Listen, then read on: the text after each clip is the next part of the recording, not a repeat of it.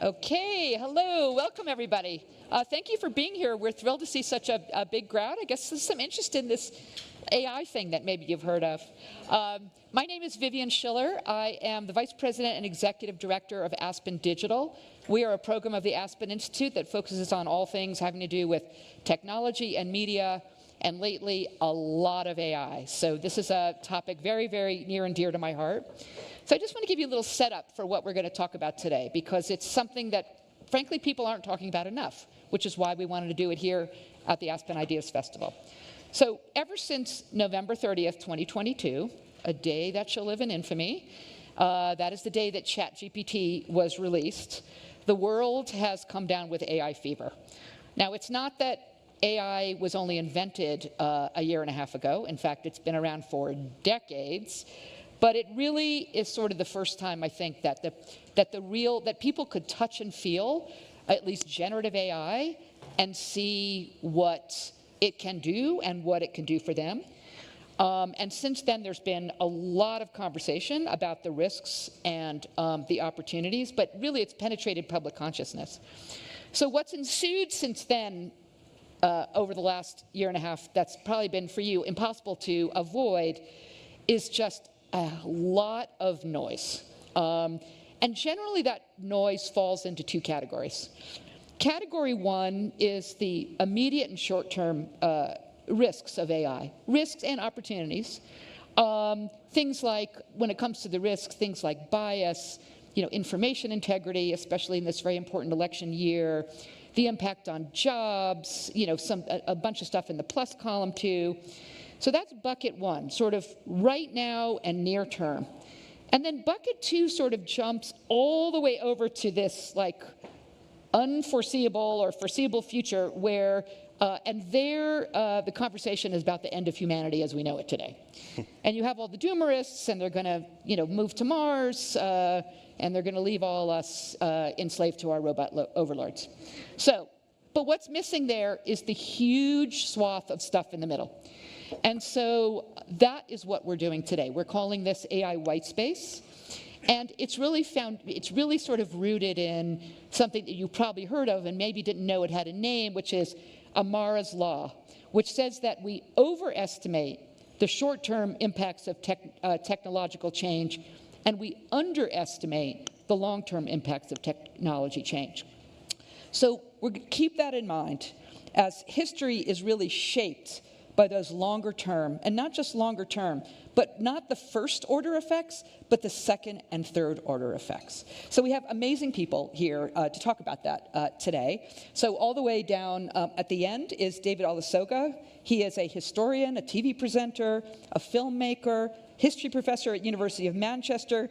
He writes for The Guardian and The Observer and many newspapers. He is the host, or as they say in Britain, the presenter of BBC History series, several of them, including House Through Time, author of 7 books, and I'm proud to say that a fellow trustee on the Scott Trust. We served together on the Scott Trust, which owns The Guardian, so it's been a pleasure getting to know David these last few years.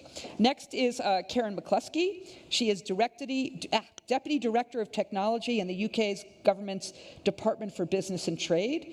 She's held many senior roles in UK government, including also as a foreign diplomat, always focusing on social technical issues and the policy dilemmas lately prompted by AI. And she writes and speaks widely about tech policy.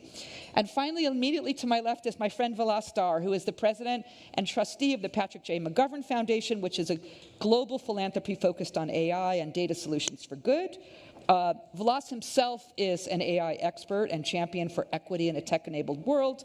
He's a member of the UN High-Level Advisory Body on Artificial Intelligence and also serves in similar capacities for WEF and Stanford Global Partnership on AI and others. Okay, so with that, we're going to jump in, and we're going to start by taking a look back, because it's important for us to take a look back before we can look forward. And as such, I am going to begin with our resident historian, literally our historian, David. Talk a little bit about as we prepare to think about what the second, third order effects of AI are, talk to us about other technology changes in the past so that we can understand what we even mean by second and third order effects. Yeah.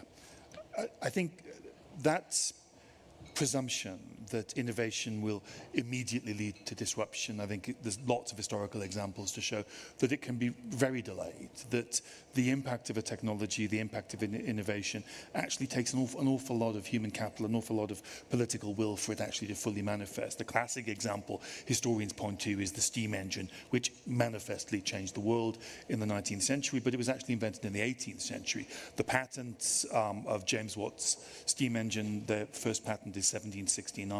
It's not really until the 1830s that the steam engine massively changes the world. When we think about the Industrial Revolution began in Britain, we think about it as being a 19th century phenomenon under Queen Victoria.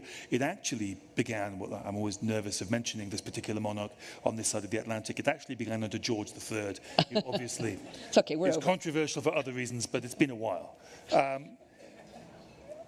I think we can see that gap between innovation and disruption shortening in the 20th century.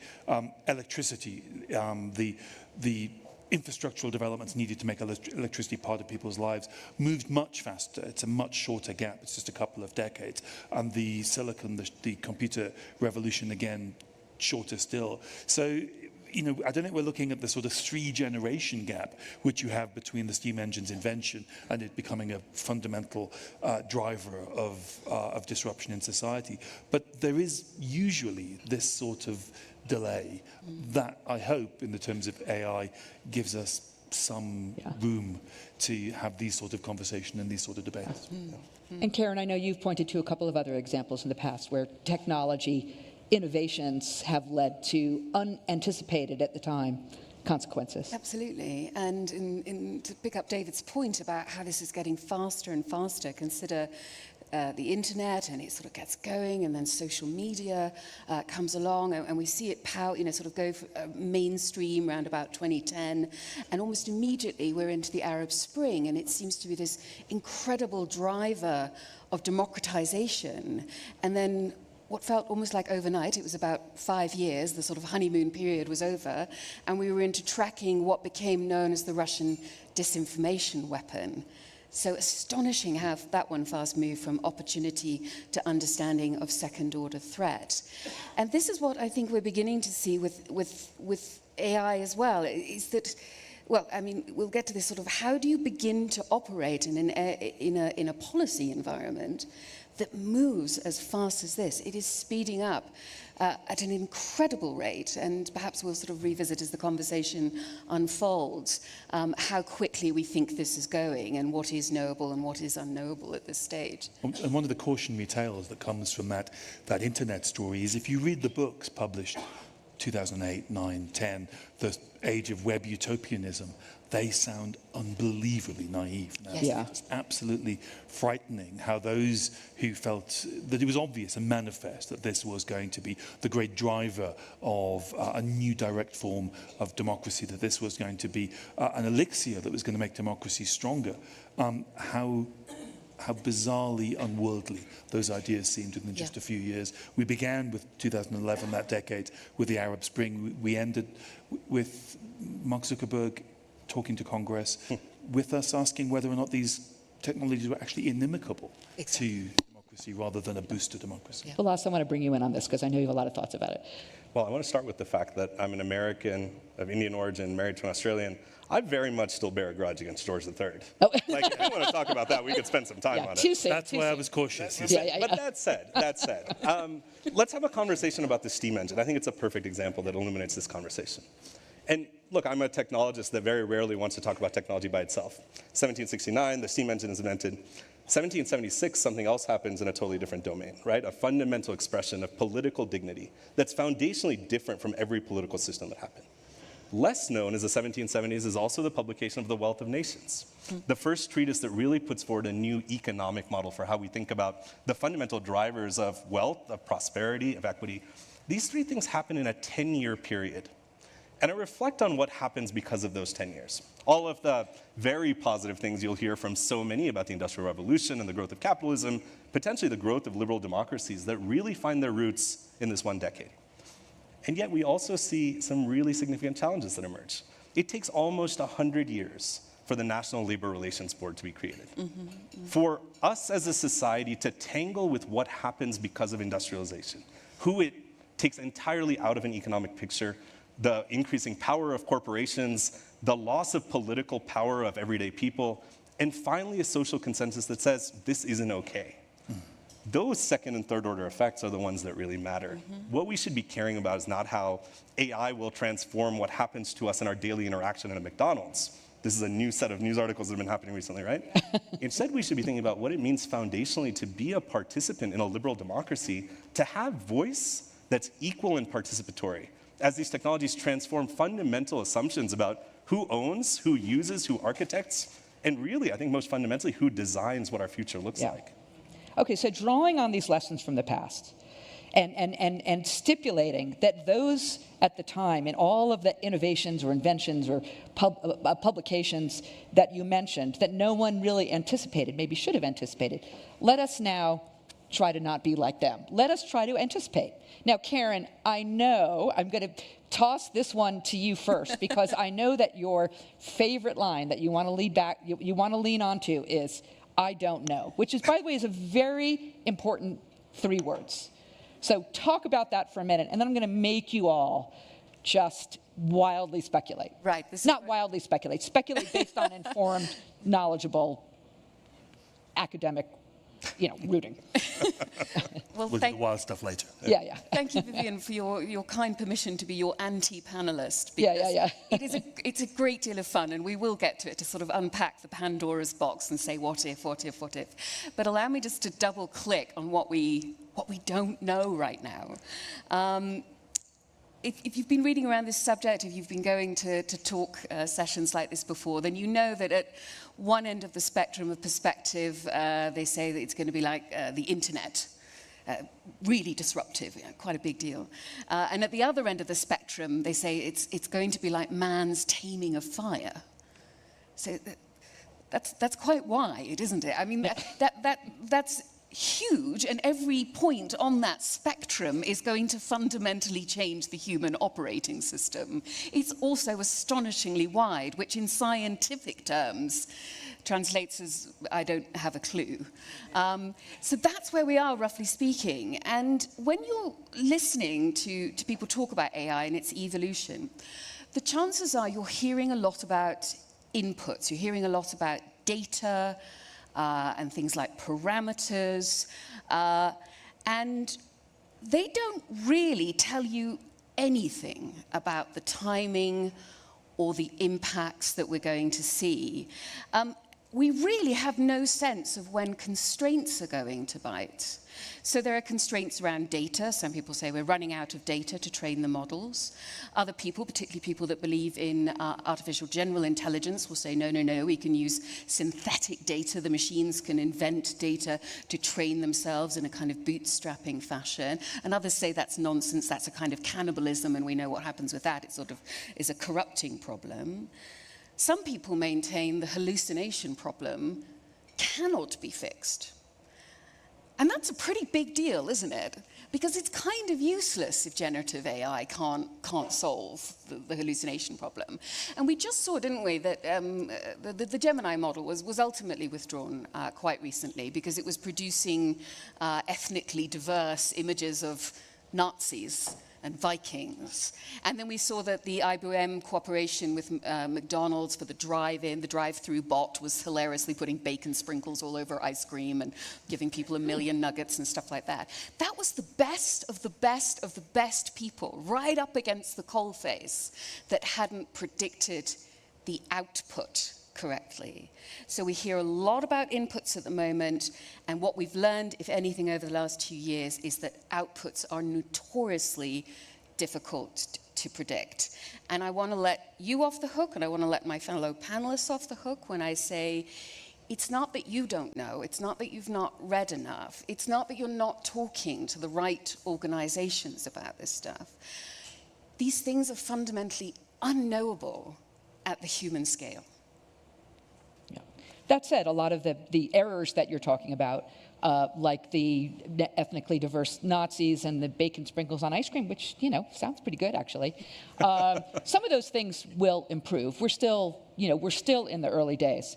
One thing that tech companies are loath to do is to say, I don't know, by the way. So there's a great deal of, just like a chatbot is overly confident, so are many tech company executives.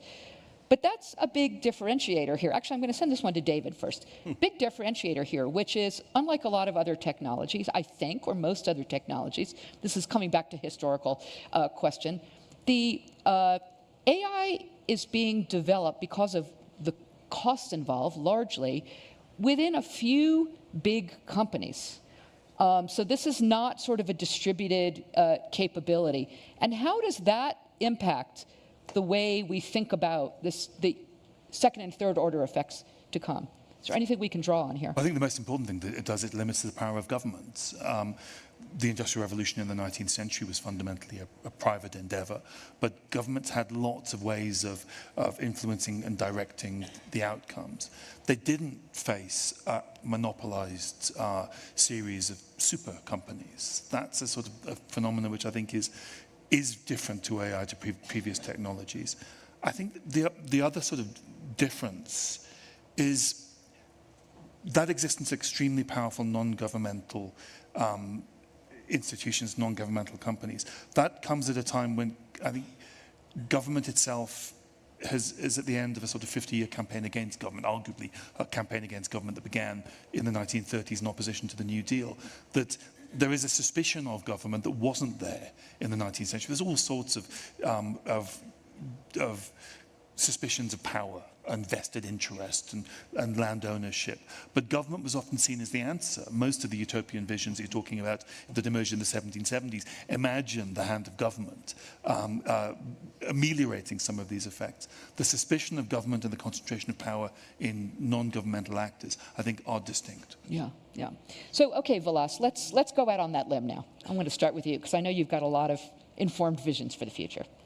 That was like the worst setup ever. What you say is you clearly know nothing about it. Have a whiskey and talk about this, and I can say whatever I want. Now I have to really figure out. Okay, two things here that I think are super relevant. I want to pull from both of your points. The first is there are many things we do not know.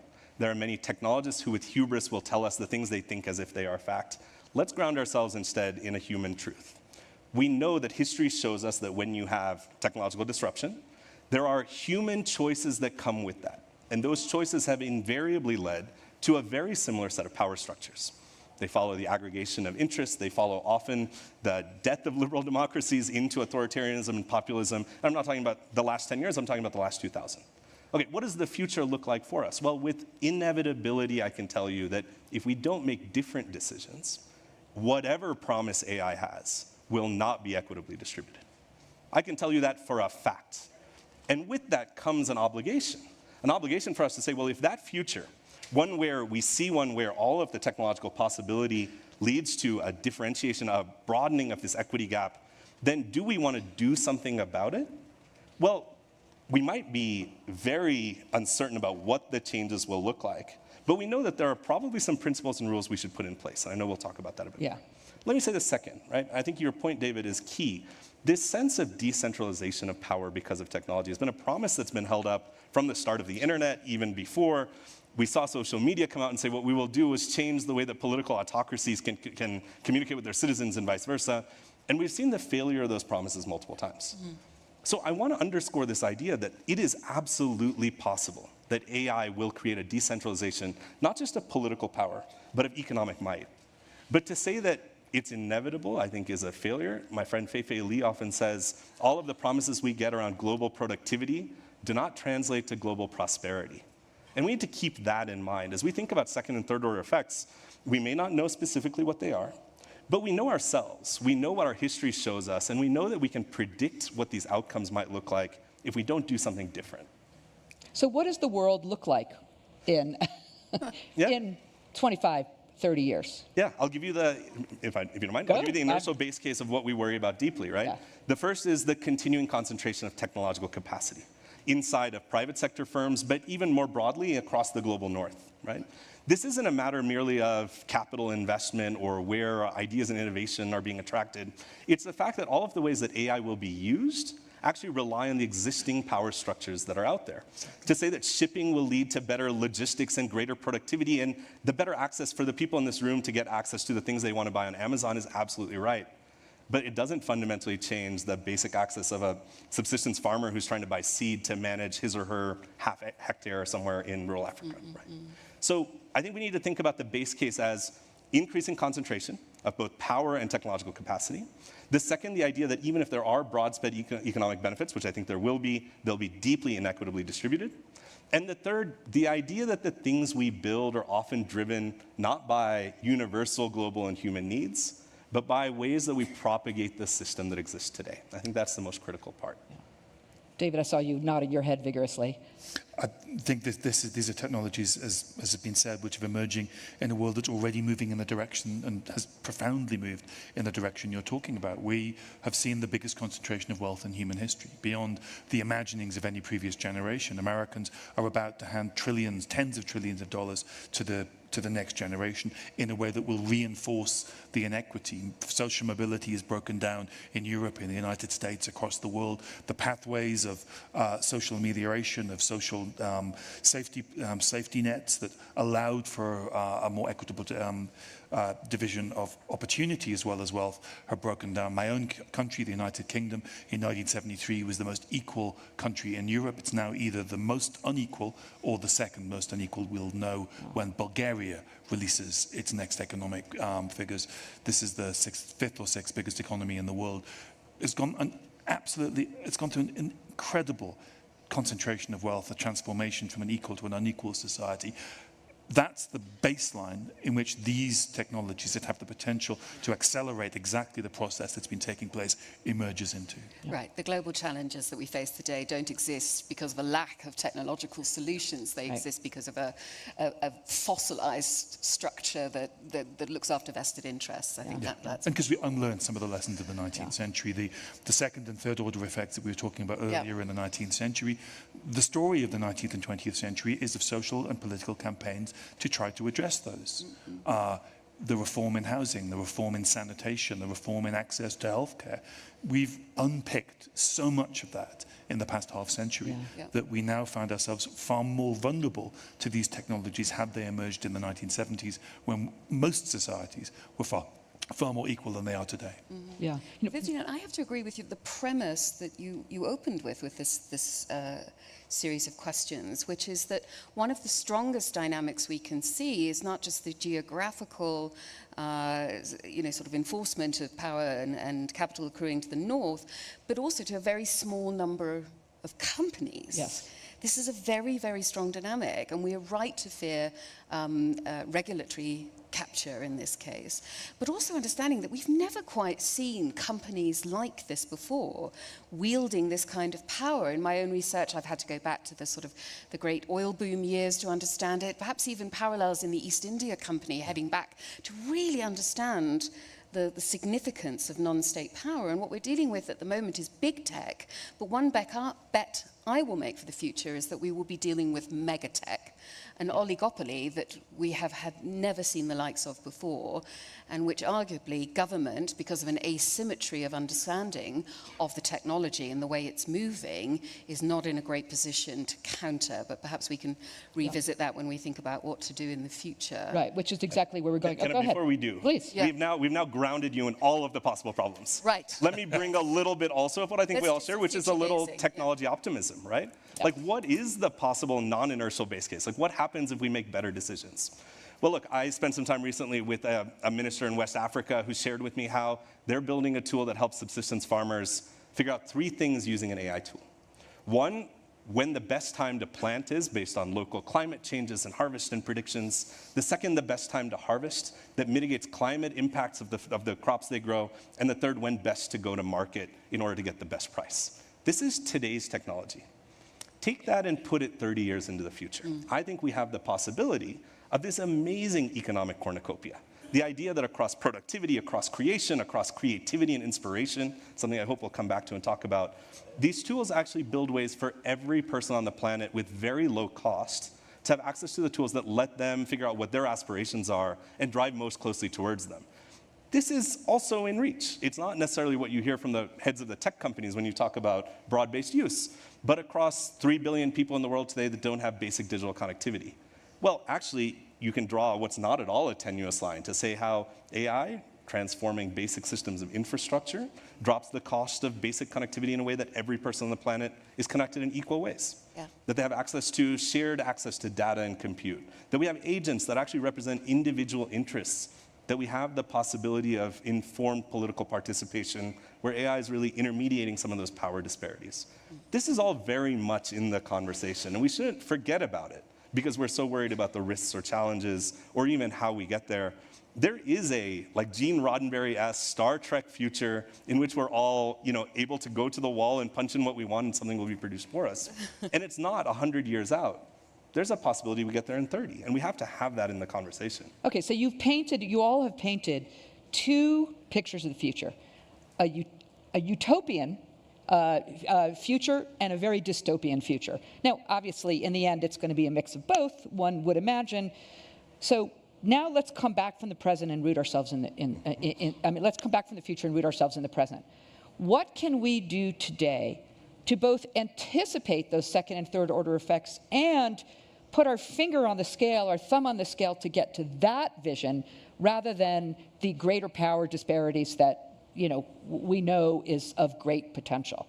So, we have here, a historian and an incredible observer of societies around the world, a diplomat and a AI expert and thinker. So bring what you know to this, and what do we need to do now? If I may say, I think in the most simple terms, we invest in human intelligence. Yeah. Around artificial intelligence. I mentioned before the problem with asymmetry. That means that every organization is going to have to be thinking about skills, not necessarily, the sort of silicon level skills and engineering and computer science, but the skills to be able to take a sheep dip in the technology and learn how to adopt and to adapt as well. So investing in that kind of skills, I think, is very important, also at the national level, preparing a generation for those jobs. But more than that, we need to invest in observation, because the sooner we can observe what is the dynamic, the sooner we can make the policy pivot, the policy correction. So one of the things that came out of the conference in November last year, do you remember when the diplomats got together with big tech at Bletchley in the UK and tried to come up with some principles and protocols and the beginning of international agreement on this? One thing that they established there was an observatory, which with the agreement with big tech would produce an annual report that says, this is what the science can do. So to refer to my earlier point, not just the inputs, what are the outputs right now? What can it actually do? So I think that's really important, investing in observation. And then finally, in terms of what a policy machine has to do, and this gets really difficult, right? Because policy just doesn't move at the same pace as technology does. I mean, in my profession, diplomacy, goodness, if tech is all about moving fast and breaking things, then diplomacy is all about moving fast, moving slow and mending things, right? They're polar opposite ideas. But that's going to have to change. You're going to need a policy machine that tries to move from the sort of linear and get as close to the vertical as you can, an agile policy machine that focuses on scenario planning and is ready for those moments when the technology, when we touch the frontier, those moments of ChatGPT or Midjourney or other kinds of breakout where you can pivot rapidly. It's almost like a crisis or a war room in policy terms that you have to be able to develop to work around this. David. I think one of the things that we need to keep doing is exactly what we are doing, which is talking about history and trying to learn from history. What's really impressed me in the conversations I've had at AI gatherings amongst technologists working in the sector is how historically literate they and their conversations and their debates have become. There's a quote which I've heard from the stage 3 or 4 times, which is by the French philosopher Paul Virilio, and he said, when you invent the ship, you invent the shipwreck. When you invent the plane, you also invent the plane crash. The fact that that recognition of exactly what we're talking about, second and third order effects of technology, the fact that at these gatherings, people like myself are being invited, that there are historians in the room, that historians are being asked questions. I was recently, my most recent trip to the United States was just 2 weeks ago to talk to the Google medical team about how the biases built into medicine emerged in the 17th, 18th and 19th centuries. The fact that historians are involved in these debates is, I think, a reflection of the recognition, which I think has come very early in the AI story, that we need history to give us even the basic chance of understanding the potentials of a technology like no other, with a disruptive capacity beyond our imaginings. So the historical literacy of these debates is something I find really positive and something we need to keep doing. And David, you're quite right. I should have said in my investment in human intelligence that it's an investment in a diversity of human intelligence. So we need the historians, the philosophers, the economists, the policymakers, all of these people in the room alongside the engineers. It is a profoundly multidiscipline problem. But exactly the humanities subjects that are disappearing in universities all over the world as people are being pushed towards science, technology, engineering. But does that work? I mean, does that, yes. I mean, we have this, again, utopian vision of these multi-stakeholder groups that are together, crafting the future and making sure that this, the train doesn't go off the tracks. And yet, as we've already discussed, the power is in a few small companies. And at the end of the day, their interests are going to be to their shareholders. So, what's the check on that? Can regulation work? Vivian, I say often that AI to me is like the perfect Trojan horse. Yeah. I can start any conversation with AI, with regulators, with policymakers, with historians, and everybody wants to talk about AI.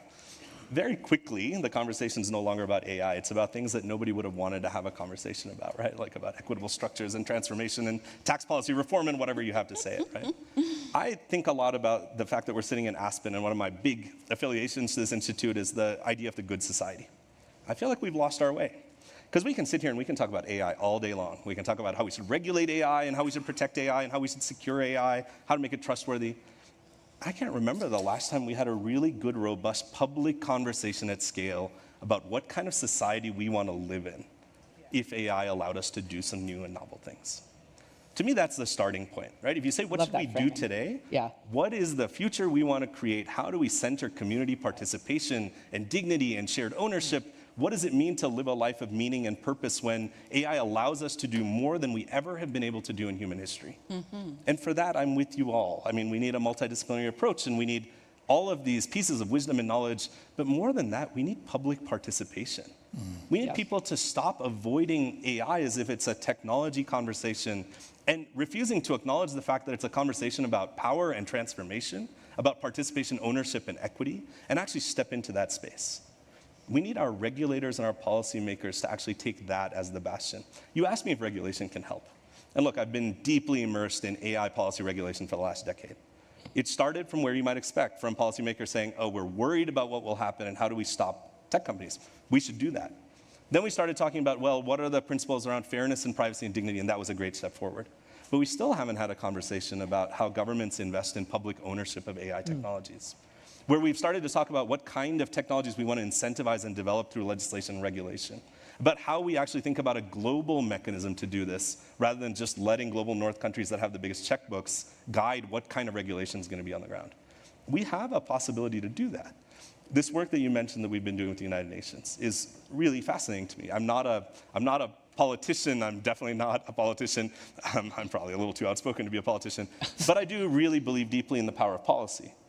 And when you think about the way that the global conversation has been shaped over the last decade, primarily by the global north, and then you spend time talking to ministers and community leaders and social activists in Bhutan, in Chile, in Senegal, in all of these places where people are deeply concerned about not just what AI and how it'll harm them, but about what opportunity they might miss to create a better future for their people because of AI. That's where we should be having our regulation conversations. Yeah, I do love you changing the framing from what is AI going to do to us to how can we harness AI to reach the future and be the society we want to be. I say often, for a long time, technology is something that's been done to us. Yeah. Every once in a while, technology was something that was done for us. Very rarely have we had a conversation about how AI is done by us. Yeah. And we have to get there. Yeah. If I may say, Vilas, the UN has to be that body that tries to create a truly global conversation around AI, what it's for and what it's supposed to do for humans. But when we look at regulatory foundations, whether we look back to aviation and how the foundations were put in place for there, or for nuclear proliferation, the real politics, or in some cases with aviation, the capitalism, the business market forces, what is the point of having someone in the room that doesn't actually own some of the levers in there? I'm talking from a realpolitik point of view. And that's, undoubtedly there has to be a global human conversation, but when it's moving this fast and the second order effects are bearing down on us with so little warning, it feels a peripheral conversation. I think that's unfortunate, but it does, because when so much of the power is held by such a small number of people, and we are trusting them to tell us what's really going on in the science, I feel that's almost sort of enough for governments to try and keep up with at the moment. Do you see what I'm saying? I do. If you don't mind me responding, I think it's a great debate, right? I think the fundamental assumption there is that, one, we expect so little of our governments, right? We say, just to even keep track of technology is so hard that they can't do this other stuff. And I think about other fields, not aviation, but let's talk about mining, right? As a perfect example of the way that you take extractive and exploitative policies, yes, you ground them in the private sector with this capacity to have massive capital for expansion. You tie it to political, let's say, will or indifference that allows these companies to have essentially predatory activities all around the world. And then the world just sits back and says, well, I guess that was inevitable. I don't want the same thing to happen with AI, and I'm deeply worried about it. I'm not saying the UN is actually the right answer.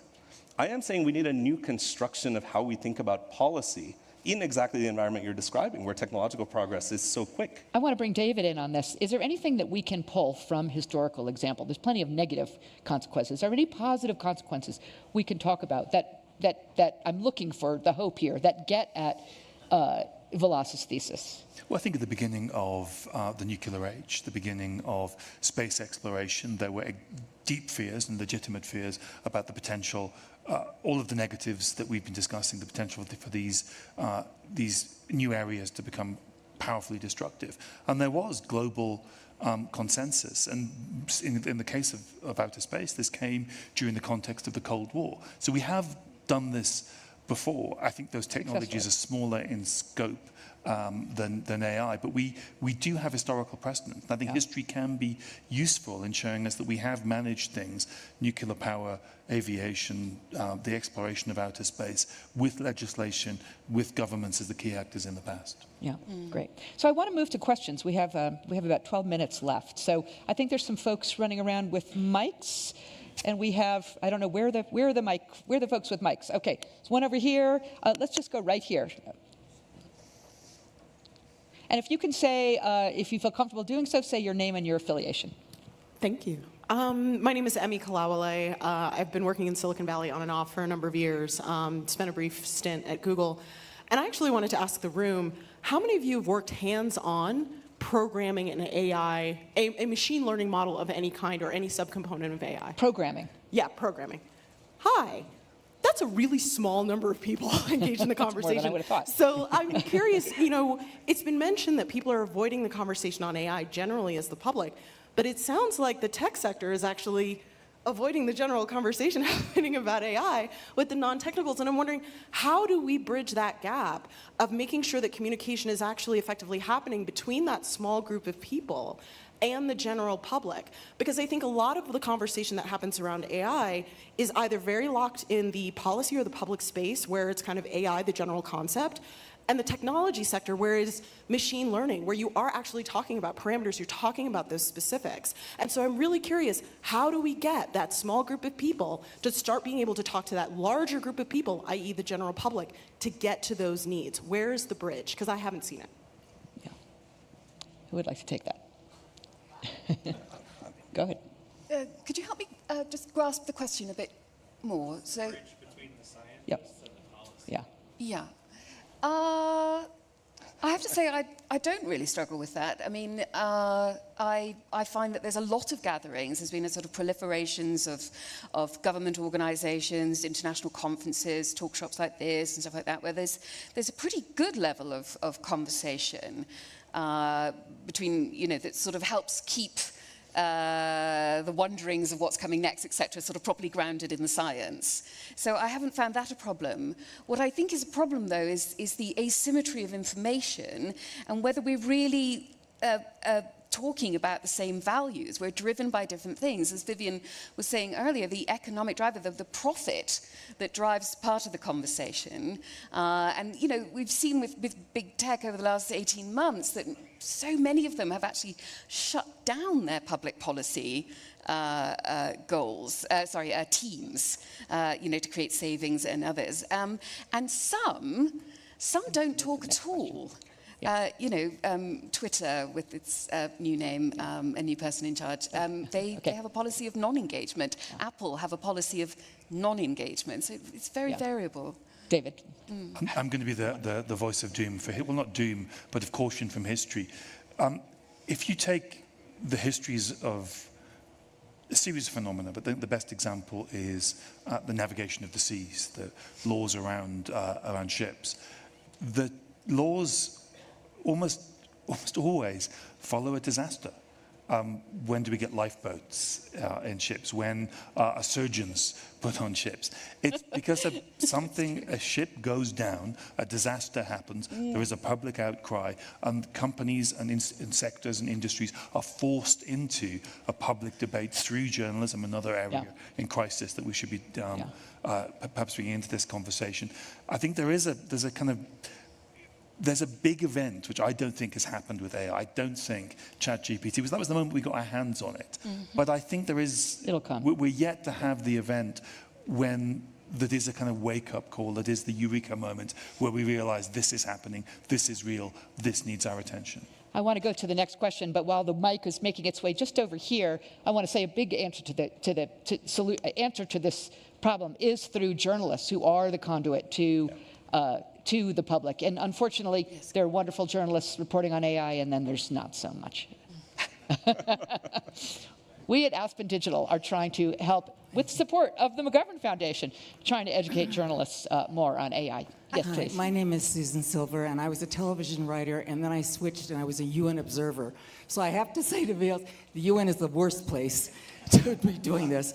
And as you know, the Writers Guild just went on strike dealing with AI, and I'm sad to say that I don't see enough positive, but I'm really happy to see that a historian has been invited to this, because I never thought that they would be looking back. Which countries, Vilas, have you spoken to that are really doing a good job in regulation or in thinking ahead? Go for it. Good question. I'll give you a very short answer. I want to be very clear. I do not work for the UN. I'm not a part of the UN. I am very much an American, and I probably have similar sensitivities. But I will say one of the things that we've done is build a tool that lets governments connect with communities to talk about what's happening with AI in their countries. It's called the Readiness Assessment Module. We now have it in 50 countries around the world. This is a decentralized mechanism for countries to take their own sovereignty around AI policy. And I'll be honest with you, some of those countries have government-owned supercompute, and some of those governments have zero computer science disciplines in the universities in those countries, right? But we have to start at least from some common vernacular, some common education, and at least a framework in which you can have a diplomatic policy conversation. And that's a really useful reminder that we are in the foothills of this stuff. Yes, exactly. If you take something like, and we haven't spoken about exponentiality, we should come back to this. We were talking about climate change and looking for parallels there as well as a sort of challenge to humanity and how we grasp it. And when I walk into a room where there's negotiations about climate change, chances are it's going to turn out very badly. But I probably got a pretty good idea of which country is going to come at the issue from what angle and what their interests are and how to forge agreement. We are nowhere near that on diplomacy when it comes to AI. There are very, very few countries that would claim to have a developed global position on it. Thanks. I want to go to a couple of other questions before we run out of time. There's one here, and then I promise we're going to go towards the back of the room. sorry. Oh, thank you. Yeah. Hi, I'm Morgan from City Bureau. Quick question for you. I think. Love City Bureau. Thank you. We have designed our way into this world. We're going to design our way into whatever our next thing is. And I think more generally, we talk a lot about AI as if like there's going to be this thing that happens. But there are a lot of design decisions up and down the chain across a lot of people that are small decisions that people don't think about. And so as we think about megatech, I'm interested in what we can do socially, culturally, and behaviorally to get people on the same page values-wise, because you can design for what you personally find is cool, or you can design for need. So if we really want people to design for need, what needs to happen socially, culturally, behaviorally around values up and down the design chain to be able to move this forward? Okay. I think the question held the answer. I mean, it was really well put, right? Like, I think that's exactly it. Inclusive, community-based design. I want to go back to the earlier question. I won't take more than 30 seconds, but that question was great, right? Like, what is this false segmentation between those who we think know and the rest of us who we think don't know? That's not actually how it works, right? We have to make a set of decisions that are actually grounded in participatory processes. Like, communities know. People know, right? My nephew, who's 13 years old, has strong points of view on this. We need to get people into the conversation. We do it through journalism. We do it through building community engagement. Yeah. And one of the great areas to introduce that question is actually, I think, the creative arts, as in the challenge. You know, we all remember the first time we saw Midjourney, right, and thought, oh my goodness. I mean, for me, that was the even bigger point, you know, the sort of moment the Titanic sinks kind of thing that wakes us up more than ChatGPT. And we get into a really good conversation quite fast when it comes to making music or making art about what do we want for humans? What is the human experience and the human condition and the incentives for creativity that we want to keep going? We don't just want art because it's beautiful or music because it makes us dance. We also want the human component. We want to see ourselves reflected back in it. So I find that a very easy place to open up the conversation and decentralize it. Great. Is there somebody over here in this area who have their hands up? No. Okay. Well, then we'll come over here to Arjun. Sorry, I'm making the mic runners run a lot. I'm a technologist and a venture capitalist. Well, hold on one second. We just have to wait till the mic for the recording. Hi, I'm a technologist and a venture capitalist from Silicon Valley. I'm deeply invested in AI. I kind of feel that this is a very unbalanced conversation because I feel you haven't, or we haven't really discussed the upsides of AI. So every person with a cell phone will have a personalized doctor in the cloud. Every student anywhere in the world who essentially has a cell phone will have a tutor for life in the world. There have been 4 mega cycles: the PC, wireless, the internet, and cloud, all of which have dramatically increased human productivity. So I'm not trying to underestimate the challenges, and Vivian and her group are working very hard on misinformation, disinformation. But I think if we start talking about the UN getting involved or regulating it like nuclear, we're going to kill the industry. And the incentive we're going to provide then is for technologists to be even more in stealth mode until it's truly too late. So is there any model that other than, let's say, the UN or nuclear or something else like that, and Vilas, I think you've worked a lot on this, is there any cooperative model that you can think of where as the industry emerges, we can capitalize on all the benefits, but yet create a kind of conscience of the industry to say, yes, this is a way that we have to do. And I know that certain companies like Anthropic are very dedicated to trying to do the right thing. So, Vilas, I'll let you start. Then maybe, David, you have some. Perfect. Well, Arjun, it's a great question. There's a lot of complexity to it, but I'll just take that last bit. You know, we as an institution have, by the end of this year, will have invested $500 million in philanthropic capital in building tech capacity in communities around the world. This isn't just building a product and deploying it. It's learning how to create AI solutions at scale that do all of those amazing things that we've talked about, from frontline healthcare in very rural environments to agricultural transformation. I could give you 100 examples. The answer is not to lock ourselves into one model or idea that, you know, this trope that regulation kills innovation. Well, it's just not true, right? We know over 200 years of experience, but rather to start from a place of curiosity, of engagement, and of values alignment, which I know I keep coming back to, but it's so critical that we get it right. And then we can have all of it, right? And whether it's philanthropic capital or government investment or the private sector realizing that partnerships with communities actually drive market access in brand new ways, there's an entire new set of capitalistic approaches to be explored. I was talking earlier about the event that will make it more real in people's lives. That event could be positive as well as negative. It doesn't need to be the equivalent of the sort of Hindenburg crashing. I've already, to my amazement, I've already had a medical procedure that involved AI. I wasn't expecting it. Suddenly, it was part of my life. Suddenly, I was benefiting from it. I think there is the potential for us to have a dual conversation in which we live the benefits, but we also need to police the dangers, which are very, very real. I think we are out of time, but that's actually a great note to end on, which is finding that right balance between, mitigating for the harms, and there's ample examples throughout history, and there will be as we go into the future, while really embracing about all the wonderful potential of AI. I just want to thank our panelists, David, Karen, Vilas, thanks so much, and thank you for your attention. Thank you.